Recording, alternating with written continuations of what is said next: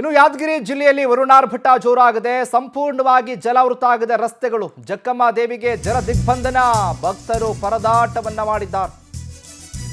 ಮುಂಗಾರು ಮಳೆ ಆರ್ಭಟ, ಯಾದಗಿರಿ ಜಿಲ್ಲೆಯಲ್ಲಿ ವರುಣಾರ್ಭಟ. ಹುಣಸಗಿ ತಾಲೂಕಿನ ತೆಗ್ಗಳ್ಳಿ ಹೊರವಲಯದಲ್ಲಿರುವಂತಹ ದೇಗುಲ ಇದು. ಭಾರಿ ಮಳೆಯಿಂದಾಗಿ ದೇಗುಲಕ್ಕೆ ಮಳೆ ನೀರು ನುಗ್ಗಿದೆ.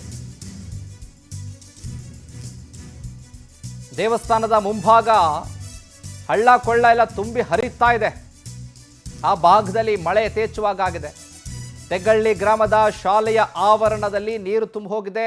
ನೋಡಿ ದೃಶ್ಯಾವಳಿಗಳು ಗಮನಿಸ್ತಾ ಇದ್ದೀರಿ. ಇದು ಹೊಳೆಯೋ ರಸ್ತೆಯೋ ಹಳ್ಳನೋ ಕೊಳ್ಳನೋ ಅಂದ್ಕೊಳ್ಬೇಡಿ, ಇದು ರಸ್ತೆನೇ. ಸಂಪೂರ್ಣವಾಗಿ ಭಾರಿ ಮಳೆಯಾಗಿರೋದ್ರಿಂದ ರಸ್ತೆಗಳು ಜಲಾವೃತ ಆಗಿದೆ. ಮಳೆಗಳು ಯಥೇಚ್ಛವಾಗಿ ಮಳೆಯಾಗಿರೋದ್ರಿಂದ ಆ ಭಾಗದಲ್ಲಿ ದೇವಸ್ಥಾನ ಕೂಡ ಸಂಪೂರ್ಣವಾಗಿ ಮುಳುಗಡೆಯಾಗಿದೆ. ದೇವಸ್ಥಾನ ಸಂಪೂರ್ಣವಾಗಿ ಜಲ ದಿಗ್ಬಂಧನ. ಭಾರಿ ಮಳೆಯಿಂದ ಮಳೆ ನೀರು ಸಂಪೂರ್ಣವಾಗಿ ದೇವಾಲಯದ ಆವರಣ ನುಗ್ಗಿದೆ. ಅಲ್ಲಿ ರಸ್ತೆಯನ್ನ ಅಲ್ಲಿ ನೋಡಿ, ಜನರು ಕೂಡ ಮಳೆ ನೀರನ್ನು ತಡೆಯೋದಕ್ಕಾಗತ್ತಾ? ಹರಸಾಹಸವನ್ನು ಮಾಡ್ತಾ ಇದ್ದಾರೆ. ಮನೆಗಳಿಗೆ ನೀರು ನುಗ್ತಾ ಇದೆ.